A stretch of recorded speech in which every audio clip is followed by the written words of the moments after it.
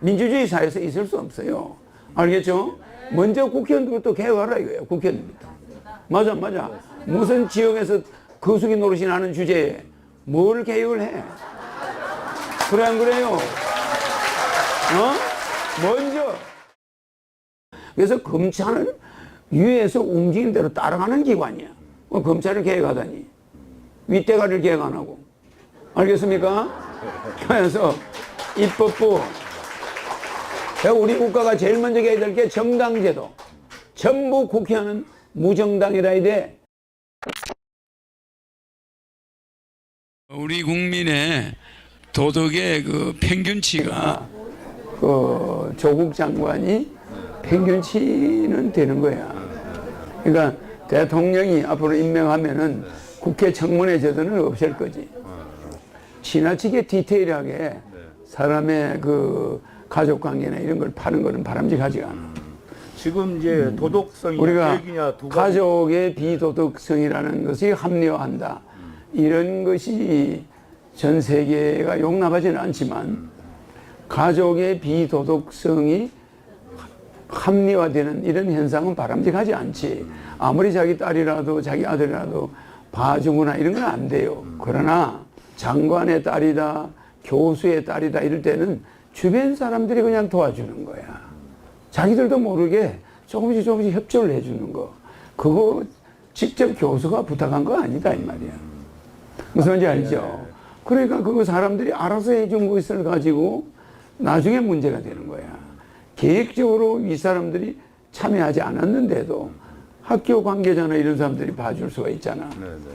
그래 우리 국민의 보편적 도덕성에는 조국 씨가 못 미치는 게 아니야. 그 정도면 도덕적인 인물이지. 그래서 우리가 그런 걸 너무 지나치게 파는 거는 바람직하지 않아. 그러면 앞으로 조국 정국이 어떻게 흘러갈 것 같습니까? 내가 뭐 정부에 비판하거나 역대 대통령을 비판한 적이 없기 때문에 그거를 말로 하는 건 곤란해요. 그러나 나는 조국 정부, 조국 씨가 처음부터 장관이 되는 게 바람직하고 뭐 거기에 대해서 큰 하자는 없다. 내가 조국 씨라도 자녀들을 이래라 저래라 할 수 없잖아. 그럼 내가 허경영 뭐 애다. 이래서 좀 봐줬다. 그래 어떻게 일일이 아버지가 알 수 있노? 그렇잖아. 그래서 그거는 내가 볼 때 좀 문제가 있다고 생각해요. 조국 씨가 지금 당면하고 있는 것은 국가가 그 사람의 검증을 가지고 사생결단하고 국회의원들이 업무를 안 하고 이렇게 하는 거는 바람직하지 않고 또 저렇다고 저게 촛불시로까지 이어지니까 이거는 망국적인 현상이야. 그래서 앞으로 대통령이 강도를 갖다가 장관을 임명하든 그러나 대통령이 임명하면 우리는 그걸 인정해야 돼. 그 사람의 뭐 사돈의 팔촌의 그 사람의 고조할아버지, 친교할아버지까지 조사하겠다. 이 바람직하지 않아. 그래서 자식만 해도 남이야. 부인만 해도 남이야. 무슨지 알겠죠? 가족의 일이 조국 씨 일이 아니라 그리고 무한 가장에게 그런 무한 책임을 돌리는 시대는 지났어요. 아니 아들이 아버지 말을 안 들을 수도 있고 딸이 아버지 말을 안 듣고 독자적으로 할 수도 있잖아. 근데 그걸 꼭 아버지가 뭐 힘을 썼다. 이게 바람직하지 않아요. 그래서 우리는 어쨌든 그런 걸 가지고 정치를 망가뜨려 버려요. 국회에서 해야 될 일 안 하고 앞으로 저거 몇 년짜리 싸움이야. 그렇잖아요? 장관 하나 임명 가지고 그 도덕성 시비를 가지고 싸움해서 권력기관이 동원되고 검찰이 동원되고 막 이렇게 된다면 이게 우리 국민만 더 불경기가 가속화되는 거예요.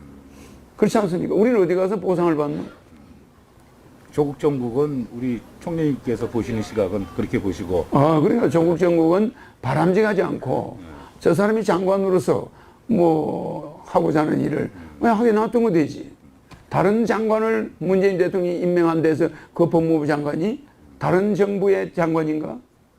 논란이 있지 않습니까? 어떤 논란이냐면 그 도덕성에 관련된 꼭 조국만이 지식인인가? 조국만이 개혁의 적임자인가?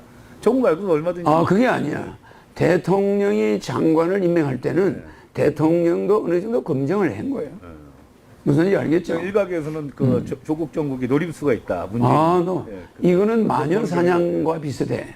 이렇게 마녀 사냥을 해서 장관 임명까지 국회에서 사법권에 뭐 어떤 또 입법권의 어떤 파워 싸움으로 나간다면은 대통령을 흔드는 거지. 자, 보세요. 사법부는 사법대로 흔들고, 입법부는 입법대로 흔들고, 검찰은 검찰대로 흔들고, 이러면 대통령이 뭐 할 수 있어요? 아, 나는, 내가 대통령인데 이렇게 나온다면 국회를 없애. 무슨 말인지 알겠어요? 국민에게, 내가 대통령인데 만약에 국회가 내 장관 임명하는 걸 거부하고 국가 발전을 저해한다면 국회 없애지. 국민들이 국회 아닌 다른 이름으로 새로운 국민회의를 만들어.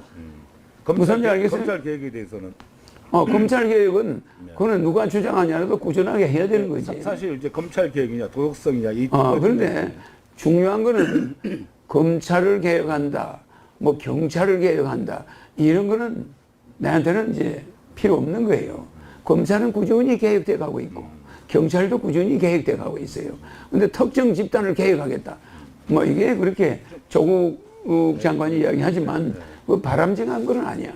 검찰을 굳이 개혁할 이유가 없는 게 검찰들은 권력을 바라보면서 나가지 않을 수가 없잖아. 그렇잖아요. 그러니까 검찰들은 공무원으로서 자기 임무를 성실히 안 한다고 볼 수가 없잖아. 약간의 부조화한 거는 있을 수가 있어요. 많은 사람이 집단이니까. 근데 그걸 뭐 검찰을 개혁한다, 뭐 사법부를 개혁한다, 이런 건 아니야. 혁명하는 거. 어떤 검찰 제도를, 인사제도를 혁명하거나, 이건 막연히 검찰을 개혁한다. 이게 뭐예요? 그것도 조국 장관이 주장하거나 현 정부가 주장하는 건 검찰을 개혁한다. 이게 좀 바람직하지 않은 말이지. 요번에 더불어당에서는 요 어떤 조국 정국 때문에 뭐 내년 총선까지 가면 표심이 많이 좀 흔들리고 있다. 흔들리지. 이게 무슨 말이냐면은 우리 국가 혁명 나는 여당이나 야당이 꼭 이런 걸 가지고 국민을 선동하고 표를 얻으려고 하는 포퓰리즘이 있어요. 이게 우리 국민들한테 무슨 도움이 되냐 이 말이에요. 맞죠? 여당 야당이 싸우는 목적이 뭐야? 국회의원 선거에서 우위를 점하겠다. 그러니까 이렇게 해보니까 야당의 인기가 좀 올라가거든. 그렇잖아요. 그러니까 야당은 목숨 걸고 그냥 머리 삭발하고 그냥 조폭 수준으로 나가는 거야. 무슨 말인지 알겠죠? 이렇게 되면은 표가 올라간다. 지지율이 올라간다. 이 우리 국민들도 제정신이 아니야. 내가 이런 우리 국민들 이대로 두지 않아요. 국가혁명당. 이 국가가 완전 아싸르판이야. 봐, 국민은 국민대로 거기 놀아나는 거야. 그러나 또 야당 인기가 올라가네. 그러면 계속 투사를 만들어서 투사로 나오면 인기가 점점 올라가. 뭐 이렇게 되면은 그냥 국민들의 생활은 점점 피폐해지고 외국에서 대한민국 볼 때 누가 투자하겠어? 그렇잖아. 총재님 말씀 들어보니까 국가혁명당은 착한 당 같은데요. 국가혁명당은 개혁 안 해. 검찰 개혁 이런 거 안 해. 제도를 혁명하기 때문에 제도를 헌법을 바꿔버려. 알겠어요? 아니 검찰을 개혁하려면 정치인이 먼저 개혁이 돼야 돼.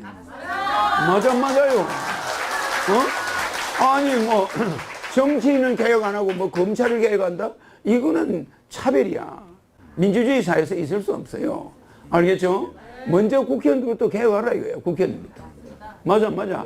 무슨 지역에서 거수기 노릇이 나는 주제에 뭘 개혁을 해? 그래 안 그래요? 먼저 입법부를 개혁하라 이거야. 거수기 노릇 없애라 이거야. 그러려면 정당제도 폐지하고 전부 무소속으로 해. 왜 파당을 지어? 그래 안 그래? 정치 개혁할 게 더 많아요.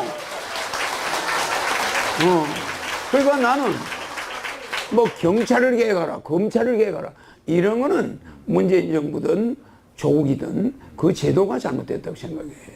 무슨지 알겠죠? 그거는 누가 봐도 어떤 탄압적인 모습으로 보인단 말이야. 왜 가만히 있는 검찰을 개혁한다고 사? 그건 수십 년 동안 개혁되어 왔잖아. 맞아. 개혁을 하고 싶으면 국회의원, 정당제도, 정치부터 개혁을 해. 정치. 응? 아니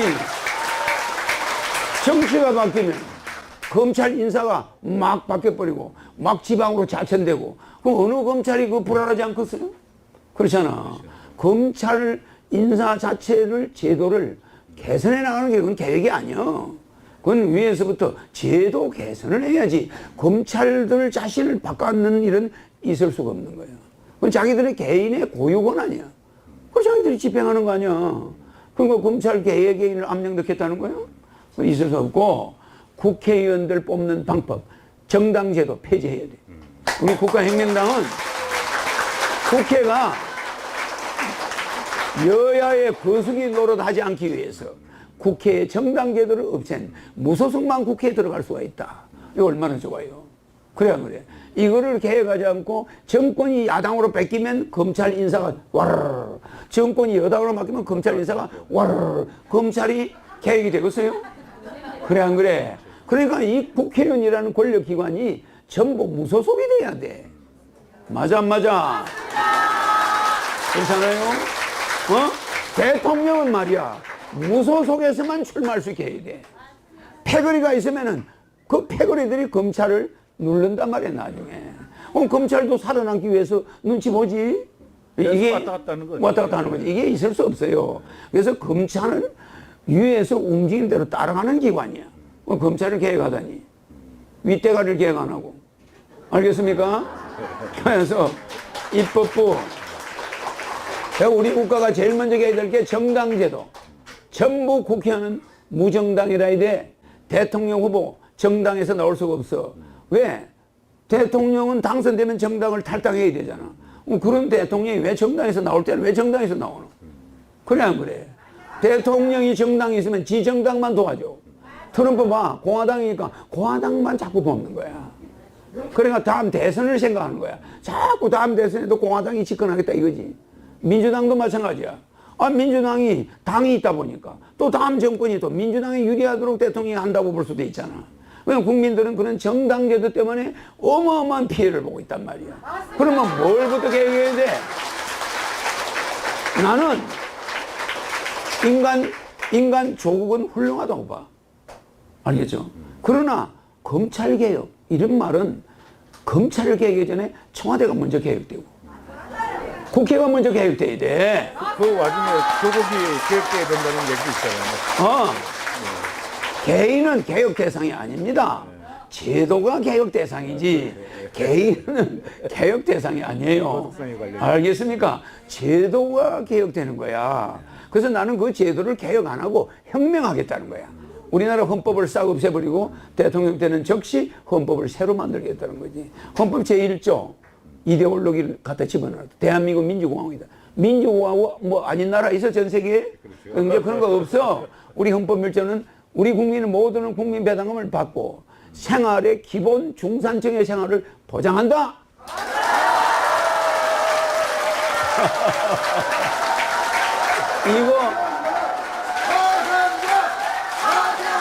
이거는 그러니까 우리 국민은 이데올로기 싸움은 이제 안 하겠다. 좌파 우파 이게 무슨 상관이 있냐? 무슨 얘기하죠? 그런 거 이데올로기를 왜 헌법 1조에다 넣어놨냐? 대한민국 뭐 민주공화국 아닌 나라 전 세계 어디 있어? 맞아요. 전 세계가 다 민주공화국이야. 그런 거 넣을 필요 없어요. 대한민국 국민은 모든 국민이 국민 배당금으로서 중산층의 생활을 보장한다. 그리고 헌법이 국민의 기본 생활을 일차로부터 대한민국 국민은 부채를 지는 데 대해서 국가가 개인이 부채를 지는 데 대해서 국가가 거기에 책임을 느끼고 국민이 빚을 지지 않도록 대한민국 국민을 국가가 적극 보호한다. 상당히 뭔지 알겠죠? 자, 이제 총장님 끝으로 이제 아까 여러분들께 이렇게 말씀 안 하고 저하고만 잠깐 약간 헌법이 좀 이상해요? 아니 좋습니다. 이 헌법이 대한민국 국민의 인권 그리고 대한민국 국민의 생활 이걸 헌법 1조에 넣을 때만이 이제 정당 제도는 사라지는 거예요. 맞아. 이거 공약 중에 한 부분이네요, 이제. 공약이 그 안에 없었는데. 공약이지. 그러니까 우리는 없었잖아요. 국회 입법부를 개혁하지 않는 한, 입법부를 혁명하지 않는 한, 여야 정당 제도가 있는 한 검찰도 경찰도 청와대도 개혁될 수가 없어. 알겠습니까? 형제님, 국가혁명당이라고 그 당명을 명칭을 정했는데 그 이유는 어떤 이유죠? 예. 이제 우리가 진짜 우리 이데올로기 혁명, 지금까지는 이데올로기 혁명을 했잖아. 이 이데올로기 혁명은 역성혁명이야. 그러니까 아래 서민들이, 국민들이 뭉쳐가 못 살겠다고 들고 일어나는 게 프랑스 대혁명이고, 영국, 알겠죠? 산업혁명이고, 이런 혁명은 민중들이 생활이 어려우니까 들고 일어나서 한 혁명이야. 이건 역성혁명. 아래 사람들이 윗사람을 모가지를 끄집어 내려가 한 걸 역성혁명이라고 그러고, 국가혁명은 뭐냐? 위에 사람이. 그러니까 세계를 통일할 만한 인물, 아주 구심력 있는 허경영 같은 인물이 나타나서 하늘에서부터 인간을 혁명하는 걸 말해. 네. 이거는 국민이 들고 일어나서 하는 혁명이 아니야. 그러니까 하늘에서 인간들에게 제도를 바꿔주는 혁명. 이걸 유신혁명이라고 그래. 그래서 일본은 유신혁명을 해가지고 성공한 나라야. 세계에서 유일하게 일본 천황이 일본 국민을 눌러가지고 그냥 법을 팍 바꿔가지고 유신혁명을 했는데 대성공을 했어. 지금까지 일본 천황은 그 유신혁명 때문에 존경받고 있어. 박정희 대통령도 처음에는 쿠데타를 했지만 나중에 유신혁명을 해보려고 10월 유신을 선언했다가 이게 돌아가시게 됐지. 그러나 나는 적어도 내가 대통령이 되면 6개월 만에 황제가 되고 그 다음에 세계 통일 황제로 올라가는데 그 기간이 매우 짧아요. 그래서 나는 유신이야. 유신혁명. 하늘에서 인간을 바꿔버리는 거야. 그게 국가혁명당. 그래서 국가혁명당이고, 국가혁명당은 내가 대통령 될 때까지만 있고 그 다음 없어져. 왜? 정당 제도를 다 없애버릴 거니까. 알겠죠? 알겠죠? 그럼 국가혁명당은 미래가 있어 없어? 없어지고, 국가혁명당은 허경영 대통령이 탄생되고 나면 전부 다 무소속이네요. 전 국회의원 제도가 헌법이 바뀌니까 헌법에 지금은 정당 제도가 들어가 있잖아. 근데 헌법에 정당 제도는 할 수 없다.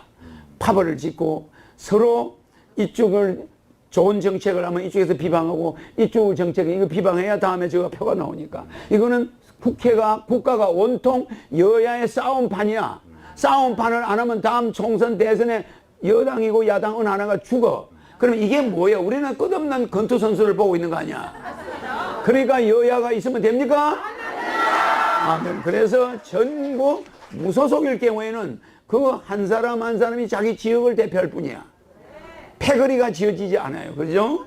그래서 국가혁명당은 전 세계의 정당을 없애고 세계를 글로벌로 통일해서 세계 고려 세계 연방, 우리 코리아를 앞서서 고려 세계 연방을 만들고 세계 황제로 내가 추대될 때까지 국가혁명당은 내 대통령 되는 데까지만 만들어주고 사라져요. 알겠죠? 그리고 내년 총선에 몇 가지만 얻으실 것 같아요? 내년 총선에 나는 전국구 1번으로 들어가니까 국회로 들어가겠죠. 그 다음에 내 밑에 전국구가 한 20명, 그 다음에 지역구까지 해서 100명을 만들려고 하는데 그거는 여러분들이 지켜봐야 되고, 뭐 100명이 나는 자신 있다고 생각해요. 그래서 박수 주시는 거 아니에요?